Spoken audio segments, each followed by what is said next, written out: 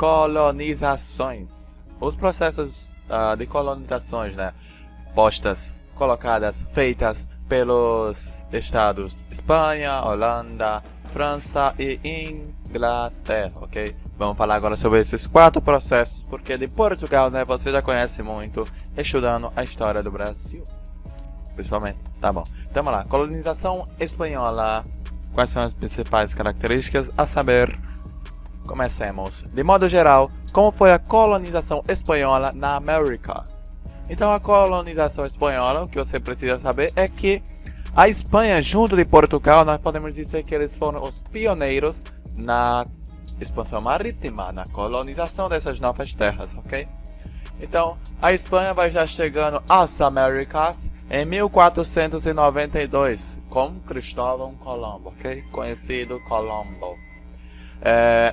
As colônias da Espanha, já de início, elas vão apresentar uma organização administrativa centralizada, diferente de Portugal, né, que começa com as capitanias hereditárias. Tá bom. A sociedade também aí das colônias espanholas vão estar sendo hierarquizada, né, bem divididas, e a exploração das colônias vai se dar, sobretudo, principalmente, na mita e encomienda, esses sistemas aí de exploração que já chegamos lá. Quem foi o espanhol responsável pela conquista dos povos astecas na América? Então, a colonização espanhola, né, não foi sem luta. Teve aí, né, na região que hoje corresponde ao México, a conquista dos povos astecas, né, um grande império que tinha aqui já no território americano, no atual México. Quem conquistou esse território aí, esses povos astecas, foi o chamado Hernán Cortés, ou Fernando Cortés, aportuguesado, em 1519. A saber, né? O que só precisa saber é que astecas, conquistado por Hernán Cortés. Ponto.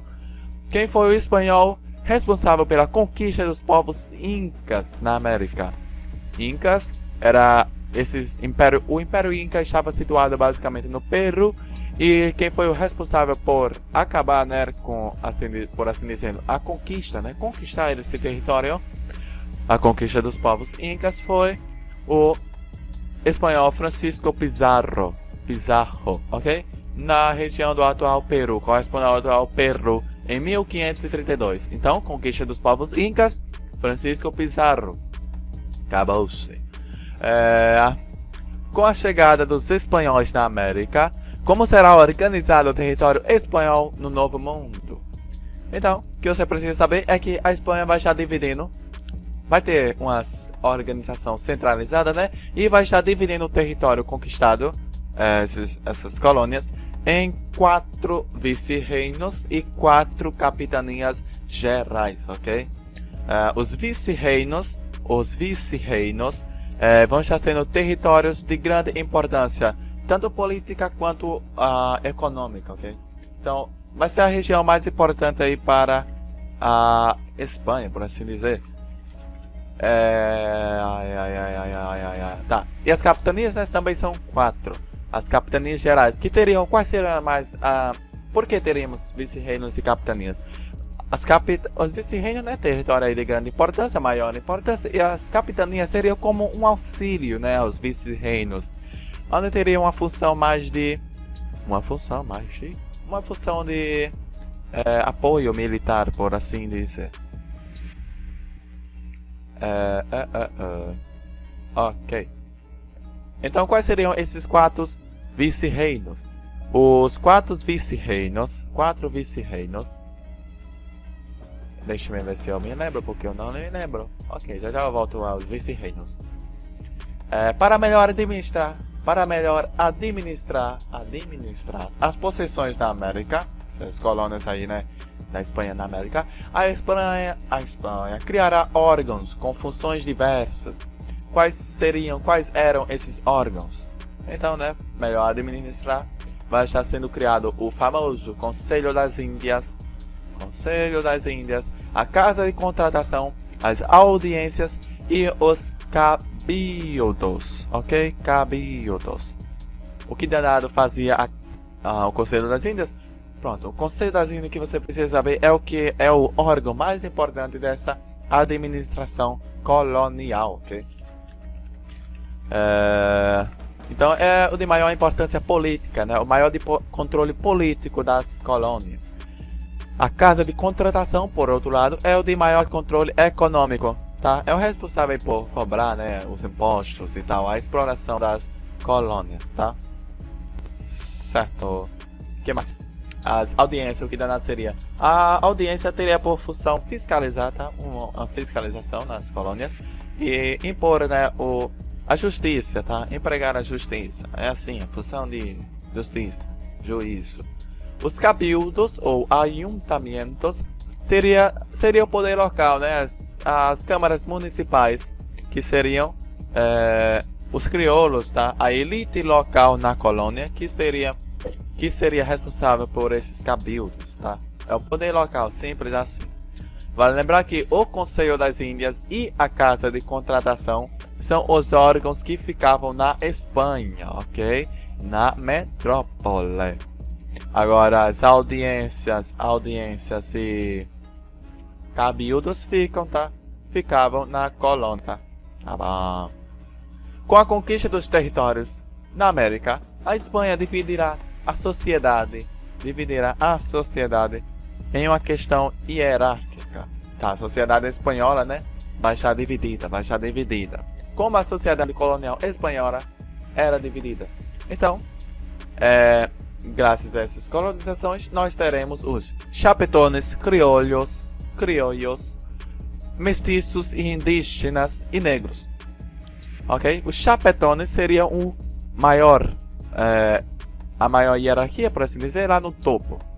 Que seriam os espanhóis, tá? Os espanhóis são os homens que vão ocupar os altos cargos, que terão privilégios e tudo mais. Logo abaixo dos criollos, nós teremos... logo abaixo dos chapetones. Logo abaixo dos chapetones nós teremos os criollos, que seriam os espanhóis nascidos na América. Sim, se você não pode ser filho de espanhol com espanhol, nasceu na América, meu filho, você já é diferente do espanhol nascido na Espanha. Pois é isso, simplesmente isso. Então teria menos privilégios, né, que os chapetones, mas ainda assim tem sim certo privilégio em relação aos outros que virão. Tá, os criolhos ocupam os cabildos, né, as câmaras municipais, o poder local. Nós temos os mestiços são filhos de espanhóis com indígenas, tá, na colônia. Espanhóis, indígenas, mestiços. Os indígenas vão estar sendo os nativos, claro. Vai estar sendo a mão de obra mais utilizada na Espanha. A mão de obra explorada em trabalho compulsório nas mitas e encomendas. Por fim, nós temos os negros, tá? Que a Espanha também tinha escravizados. Então vai ser a mão de obra escravizada, simples assim. Também de outro mita, encomenda, mas a diferença dos indígenas é escravizada. E qual é a diferença de trabalho compulsório para trabalho escravizado? O trabalho compulsório, tá, dado ao indígena, o indígena era livre, tá? Era livre, meu filho. Só que era trabalho assim, compulsório, era muito trabalho, mas de todo jeito não era a condição escravizado igual é o negro. Tá. Como era feita a exploração econômica das colônias espanholas? Você precisa saber que era feita de duas formas, na mita e na encomenda. A mita era a exploração das minas, tá? Das minas. Era o trabalho nas minas, então. As pessoas eram escolhidas por sorteio. Para lembrar que a mita é uma herança inca, ou seja, já tinha no Império Inca. Foi adaptado aí, né? Na exploração econômica por parte da Espanha. E a mão de obra era principalmente indígena, né? Uma mão de obra compulsória. E há um certo salário, chamado de partido, ou seja, o indígena ganharia uma partezinha pequena, ganharia, meu filho, tem um salário, um pagamento. A encomenda, por outro lado, seria um trabalho mais agrícola. O chamado encomendeiro, né, o colono encomendeiro, vai estar utilizando a mão de obra indígena em troca de catequizá-los, certo? Então faz ali um acordo, né, com a metrópole, então deixa eu usar a mão de obra indígena. Em troca, eu catequizo esses bichos. Simples assim, tá? Então, falando sobre os vice-reinos e capitanias gerais da Espanha, só pra saber, né? Colocar na cabeça. Quais eram os 4 vice-reinos da Espanha? nós tínhamos o vice-reinado da Nova Espanha. Nós tínhamos o vice-reinado da Nova Granada, o vice-reinado do Peru e o vice-reinado do Rio da Prata. Esses quatro, foi quatro? Espanha, Nova Granada, do Peru e do Rio da Prata. É, quatro, né? E as capitanias, quais são? Quais eram as capitanias gerais da colonização espanhola? A Capitania Geral da Guatemala, a Capitania Geral de Cuba, a Capitania Geral da Venezuela e a Capitania Geral do Chile. Essas são as quatro capitanias e quatro vice-reinos. Falando agora sobre a colonização holandesa. Acabamos a espanhola, passamos para a colonização holandesa. O que se deve saber mais sobre a colonização holandesa é quando, né, invadem o Nordeste, invadem o Brasil, tá? Aquilo ali é o principal. Você aprende isso aonde? No Brasil, Colômbia, né? Então, vamos lá, colonização holandesa. Primeiramente, o que você deve saber sobre a Holanda é que a Holanda era uma colônia da Espanha, tá? Até 1581. Mas a partir do momento que a Espanha se une, né, com a União Ibérica, Portugal, então a Holanda vai aproveitar para se independizar, simples assim. Então tem a independência e vira a chamada Províncias Unidas dos Países Baixos, ok? Então a Holanda vai ter independência em 1581. Independiza de quem, meu filho? Da Espanha. Com isso, né, a Holanda vai estar buscando participar também nas navegações, das grandes navegações, na expansão marítima, na conquista de terras nas Américas, tá? Em geral, vai estar conquistando algumas terras no Norte, na América do Norte, na América do Sul e na África. Quais foram as conquistas holandesas no contexto da expansão marítima? Não no contexto assim da expansão marítima logo século XVI, né? Só lá 1500. Não. Tô falando da colonização holandesa, meu filho, né? Após aí ter a independência da Espanha. Então, na América do Norte, a Holanda vai estar fundando a chamada Nova Amsterdã, que hoje corresponde a Nova York. Na América do Sul, você conhece, né, a história. Vai estar invadindo duas vezes o Brasil, uma em 1624, outra em 1630. A de 1630 é a que teve, né, sucesso e fundando a Nova Holanda no Nordeste, em Pernambuco. E no Oriente, né, principalmente no continente africano, conquista partes do território luso-espanhol, tá? Que pertencia a Portugal e Espanha, como Ceilão, Java, Sumatra, que é uma região da Indonésia, e as Ilhas Molucas. Visando o comércio, a Holanda criará duas companhias destinadas à exploração das novas terras coloniais. Quais seriam essas companhias? São as companhias, tá, que você precisa saber de exploração econômica, né, por parte da Holanda. Companhia das Índias Orientais, criada em 1602, e a Companhia das Índias Ocidentais, criada em 1621. É somente isso que se deve saber sobre a colonização holandesa. Passemos para a colonização francesa. Tá bom. Colonização francesa. O que se deve saber mais é quando invade o Brasil. Simples assim. Mas, vamos lá, colonização francesa. Quando que a França começará a buscar terras nas Américas, né, no Novo Mundo? Assim como a Inglaterra, a França e a Inglaterra vai ter a chamada colonização tardia. Por que a França terá uma colonização tardia? Porque por causa da Guerra dos 100 Anos, de 1337 a 1453, tá? Então, graças a essa Guerra dos 100 Anos, né, de França e Inglaterra, a França terá um processo tardio de colonização, tá? Mas a França vai estar começando a buscar terras no Novo Mundo com o rei Francisco I, né? Ao ele não aceitar o Tratado de Tordesilhas, porque dividiriam o mundo entre Portugal e Espanha, simples assim. Aí Francisco I é o homem que começa aí a buscar terras, né? A colonização francesa, processo de conquista francesa. Quais serão as conquistas coloniais francesas na América do Sul? Então, na América do Sul, meu filho, você precisa saber, né, principalmente que invade o Brasil duas vezes, dois territórios, duas partes, e que tem um território na América do Sul que pertence à França até hoje, que foi colônia francesa. Colônia francesa. conquista francesa até hoje, que é a Guiana Francesa, ok? Então, Guiana Francesa é um território pertencente à França até hoje. Mas, no território brasileiro, né, na América do Sul, a França vai estar fundando em 1555, né, invade o Brasil e funda a França Antártica, uma colônia francesa em território que hoje é o Brasil, que é o atual Rio de Janeiro, né? Ok? No território brasileiro aí, a França Antártica em 1555. Também no território brasileiro, a França vai estar fundando a chamada França Equinocial em 1612, fundando São Luís do Maranhão, no atual, claro, Maranhão, tá? Então, tem esses dois episódios aí. A França Antártica, né, que invade a região que hoje é o Rio de Janeiro, ficando ali 5 anos, de 1555 a 1560, né?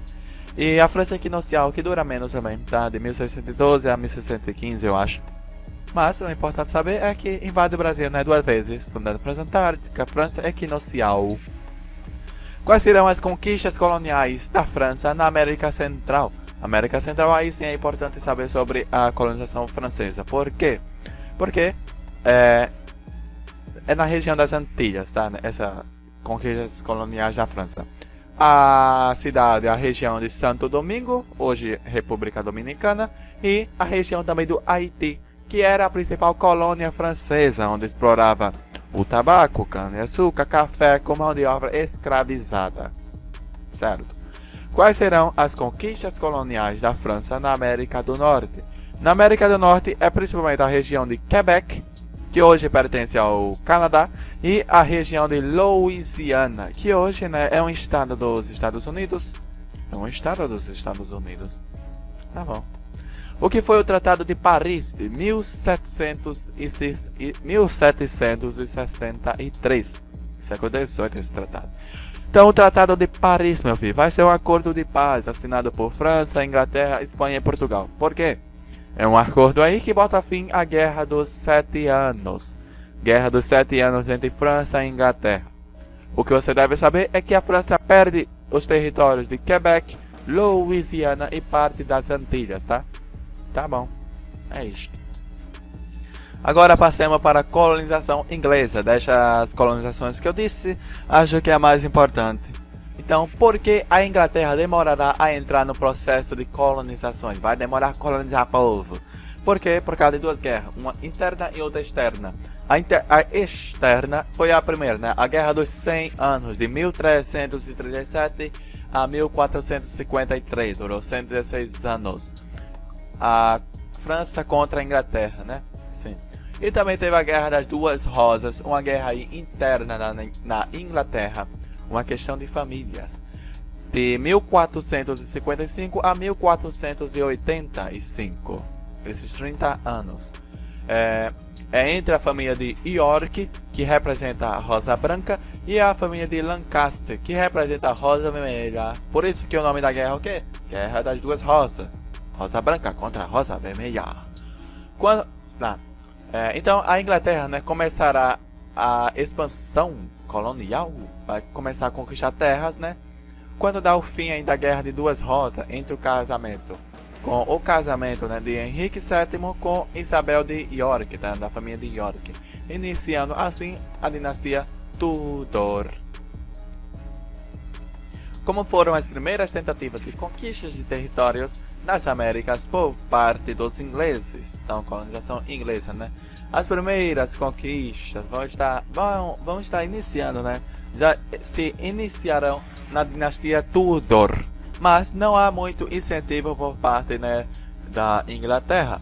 Então, são expedições basicamente particulares, são conquistas particulares, dinheiro privado do povo mesmo, com destino principalmente ao noroeste dos Estados Unidos. Podemos dizer que Virgínia foi a primeira ocupação por esses povos, tá? Por essa conquista. A primeira ocupação vai estar se dando em Virgínia, a primeira fixação, né, na terra ali em Virgínia. Mas essas primeiras tentativas na dinastia Tudor, nós podemos dizer que fracassa, simples assim, fracassa, meu filho, essa colonização primeira aí. Vamos lá.